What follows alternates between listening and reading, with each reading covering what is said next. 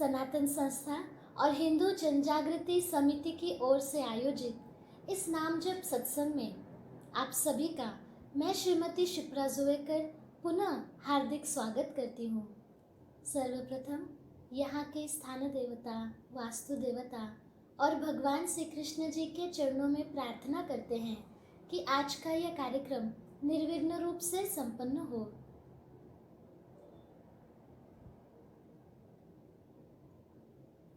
अब हम नाम सत्संग का प्रारंभ करते हैं। इस सत्संग में आज जीवन के अंतकाल में नाम जप का क्या महत्व है यह समझ कर लेंगे। सनातन संस्था के धर्म प्रचारक संत सद्गुरु नंद कुमार जादव जी हमें नाम जप के संदर्भ में मार्गदर्शन करेंगे और उसके बाद प्रत्यक्ष संतों के साथ हम सामूहिक नाम जप अर्थात एक ही समय पर अपने अपने स्थान पर नाम जप करने का प्रयास करेंगे। अब मैं सनातन संस्था के धर्म प्रचारक संत सद्गुरु नंद कुमार जादव जी से प्रार्थना करती हूँ कि वे हमारा मार्गदर्शन करें। जी, मैं भगवान श्री कृष्ण के चरणों में वंदन करता हूँ। आप सभी से अनुरोध है कि आप अपने इष्ट देवता अथवा उपास्य देवता अथवा कुल देवता से प्रार्थना करें कि आज का ये कार्यक्रम हम निर्विघ्न रूप से सुन पाएं। आज के इस सत्संग में हम सर्वप्रथम ईश्वर के प्रति श्रद्धा बढ़ाने वाली एक कथा सुनेंगे। एक युवक जीवन में संघर्ष करते करते थक गया। उसे धन कमाने के लिए कोई काम नहीं मिल रहा था। ऐसे में वो निराश हो गया और आत्महत्या करने के लिए एक जंगल में चला गया। वहाँ उसे एक संत मिले।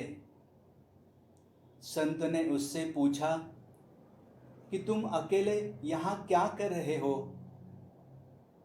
युवक ने अपनी सभी समस्याएं संत को बता दी। तब संत ने कहा कि तुम्हें कोई काम अवश्य मिल जाएगा। इस तरह निराश नहीं होना चाहिए। युवक ने कहा कि मैं हिम्मत हार चुका हूँ, मुझसे अब कुछ नहीं होगा। संत ने उसे कहा कि मैं तुम्हें एक कहानी सुनाता हूँ, उससे तुम्हारी निराशा दूर हो जाएगी। कहानी एक छोटे बच्चे की है। एक छोटे बच्चे ने एक बांस और एक कैक्टस का पौधा लगाया। बच्चा रोज दोनों पौधों को पानी देता था, देखभाल करता था। ऐसे एक साल बीत गया। कैक्टस का पौधा तो पनप गया, लेकिन बांस का पौधा वैसे की वैसा ही रह गया।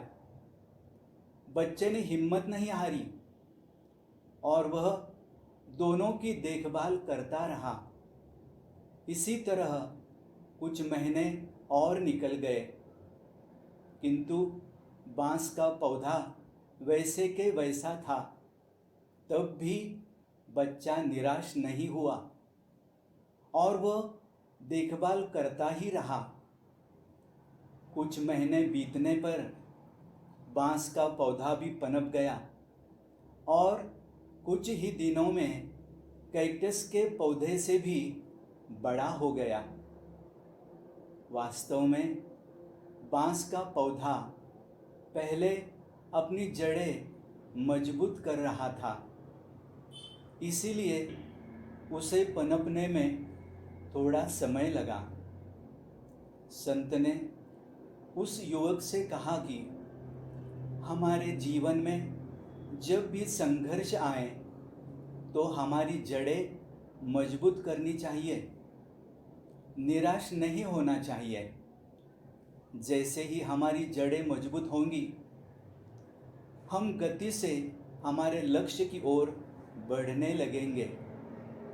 तब तक धैर्य रखना चाहिए। वो युवक संत की बात समझ गया और उसने आत्महत्या करने का विचार त्याग दिया। इस कथा से हमें क्या बोध मिलता है कि परिस्थिति कितनी भी कठिन हो, हमें हिम्मत नहीं हारनी चाहिए और धैर्य से प्रयास करते रहना चाहिए। आज कोरोना महामारी के कारण जो निराशा की परिस्थिति निर्माण हुई है, उसमें ईश्वर के और ईश्वर के नाम के प्रति श्रद्धा और भाव हमारा धैर्य बढ़ाने वाला है। नाम जप की महिमा अगाध है। अब हम आज के मुख्य विषय की ओर बढ़ेंगे। जी, धैर्य बढ़ाने के लिए नामस्मरण का महत्व हमें कथा से समझ में आया। वैसे ही अंतकाल में नामस्मरण का जो महत्व है उसके बारे में हमें बताइए। हाँ, अंतकाल में नामस्मरण का महत्व है ही। जी, उसके कुछ सूत्र मैं बताता हूँ। हाँ जी। पहला सूत्र है श्रीमद् भगवद गीता के 8वें अध्याय के 5वें श्लोक में इसका महत्व स्वयं भगवान श्री कृष्ण जी ने बताया है। उसमें भगवान कहते हैं, जो पुरुष अंतकाल में मुझको ही स्मरण करता है और शरीर का त्याग करता है, वो मेरे साक्षात स्वरूप को प्राप्त होता है। इसमें कुछ भी संशय नहीं है। दूसरा सूत्र ऐसे कहा जाता है, अन्ते मति सा गति, अर्थात मृत्यु के समय मन में जो विचार होता है उसके अनुसार मृत्यु के उपरांत गति प्राप्त होती है। मृत्यु कब आएगी इसका ज्ञान न होने से सर्वेषु कालेषु मामनुस्मर, अर्थात सदा सर्वकाल प्रत्येक कार्य करते समय मेरा स्मरण करो, ऐसा भगवान श्री कृष्ण जी ने उसी 8वें अध्याय के 7वें श्लोक में बताया है। तीसरा सूत्र है, अंतकाल में ईश्वर का नामस्मरण हो रहा हो तो अच्छी गति प्राप्त होती है। भगवान श्री कृष्ण भक्त उद्धव से कहते हैं, अंतकाल में यदि मेरा नाम भूल से भी मुख से आए तो पुण्यहीन जीव भी सायुज्य मुक्ति प्राप्त करता है। चौथा सूत्र, संत तुकाराम महाराज जी अंतकाल में ईश्वर का स्मरण होने हेतु ऐसी प्रार्थना करते हैं, भले ही धन एवं सम्मान ना मिले, संतान ना हो, परंतु प्राण जाते समय मुख में नारायण का नाम अवश्य हो। इससे समझ में आता है कि अंतकाल में मुख में भगवत स्मरण क्यों होना चाहिए। अंतकाल में भगवत स्मरण का कितना महत्व है। हाँ जी, एक प्रश्न है। हाँ, अंतकाल में नामस्मरण किस व्यक्ति का होता है? अच्छा, बताता हूँ। जी, एक सुप्रसिद्ध वचन है जिसका निरंतर चिंतन, अंतकाल में उसका स्मरण। इसके अनुसार यदि भगवान का नाम निरंतर जपते हैं तब ही अंतकाल में उसका स्मरण होता है। यदि हमारे मन पर भगवत नाम का संस्कार नहीं होगा तब अंतकाल में हमें उसका स्मरण होना संभव नहीं। जन्म भर नाम जप करने से ही मृत्यु के समय मुख से भगवान का नाम निकलता है। परम पूज्य काणे महाराज जी कहते हैं कि मृत्यु के समय भगवान के नाम का उच्चारण करने पर जीवन के सर्व पाप नष्ट हो जाते हैं। किंतु क्या मृत्यु के समय मुख से नाम निकलेगा? 1000 बिच्छुओं के डंक मारने पर जितना दुख होगा उतना दुख प्राण निकलते समय होता है। उस समय भगवान के नाम का स्मरण होगा क्या? मृत्यु के समय मन, बुद्धि और इंद्रियां मनुष्य के नियंत्रण में नहीं रहती। इसीलिए अंतकाल में भगवत स्मरण हो, इसलिए हमें आज से नाम जप करना प्रारंभ करना चाहिए और पूरा जीवन नाम जप का अभ्यास करना चाहिए। अंतकाल में शारीरिक कष्ट तीव्रतम होते हैं।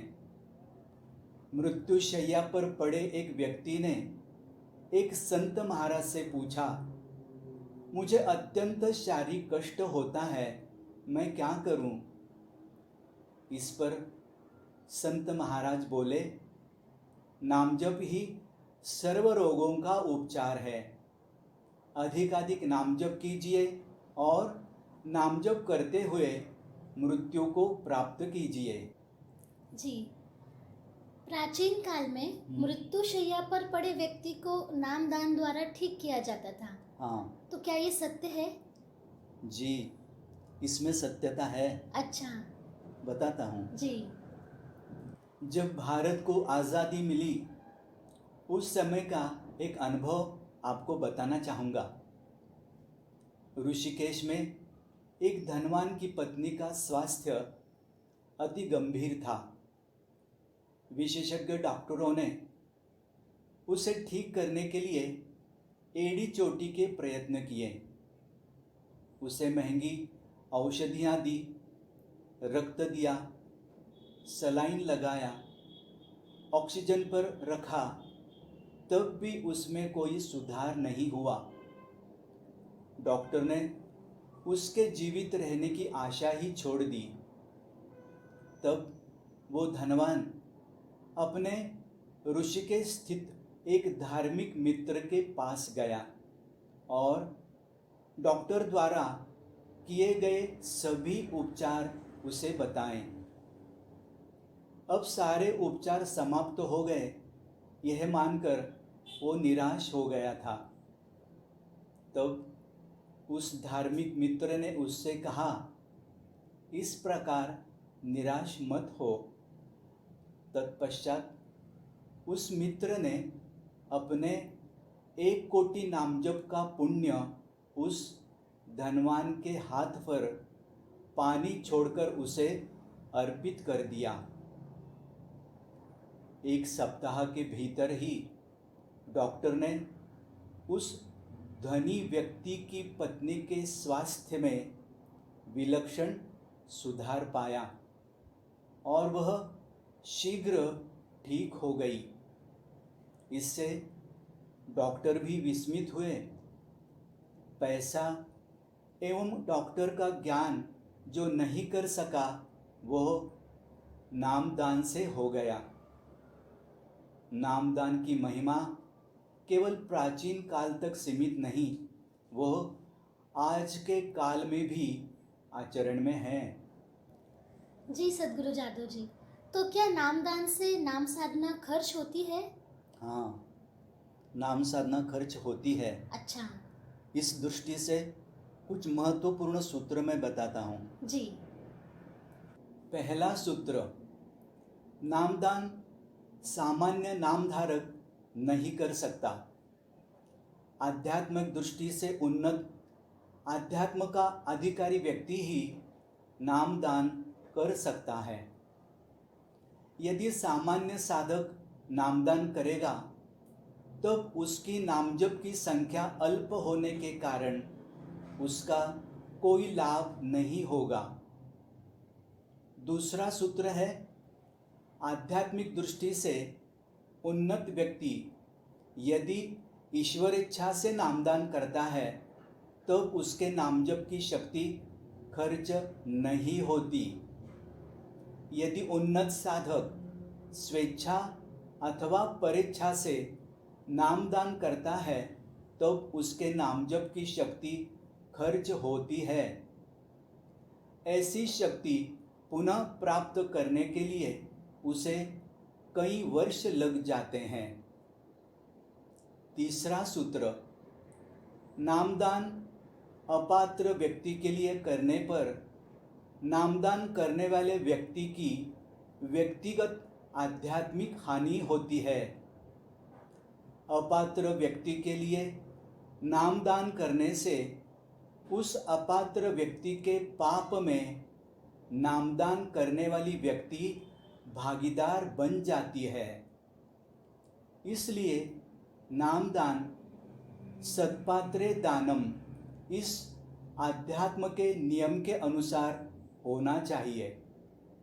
और चौथा सूत्र, निष्काम साधना करने वाले साधक ने अर्थात ईश्वर प्राप्ति हेतु नामजप करने वाले साधक ने नामदान नहीं करना चाहिए, क्योंकि नामदान से किसी के प्राण बचाना अर्थात ईश्वरीय कार्य में हस्तक्षेप करने जैसा होता है।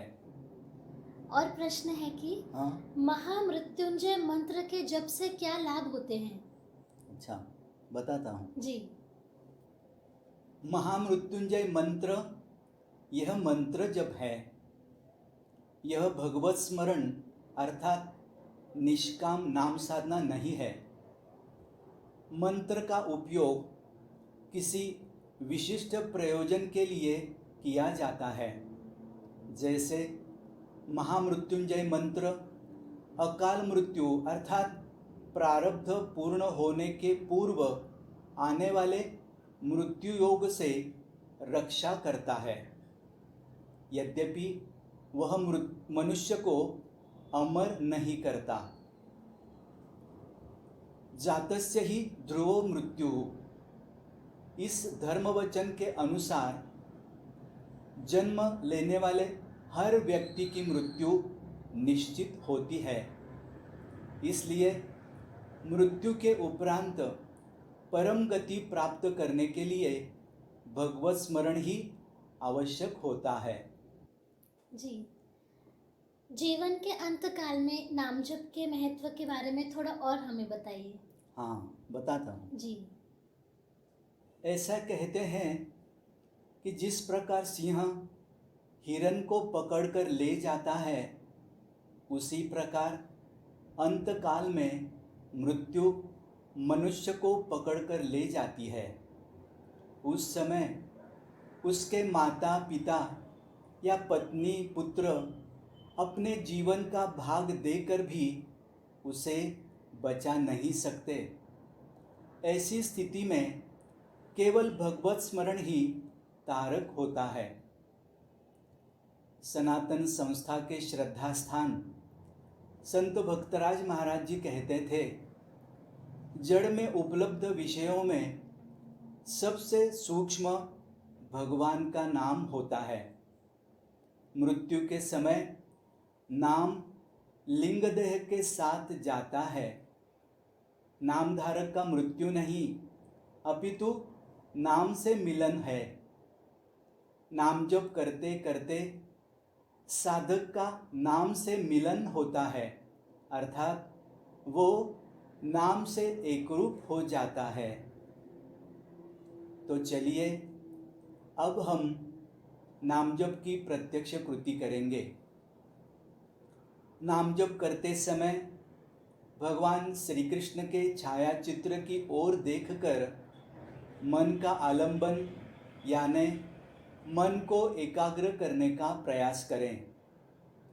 मन का आलंबन भगवान के चित्र पर करने से मन में आने वाले निरर्थक विचारों की मात्रा अल्प हो जाती है और नाम जप अधिक एकाग्रता से होता है। जिनकी प्रकृति आंखें बंद रखकर ध्यान की अवस्था में जप करने की है, वे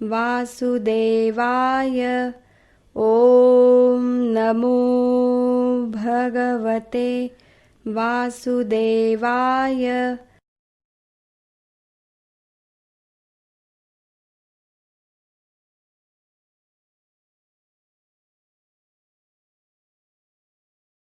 नाम जप का समय यहीं समाप्त होता है।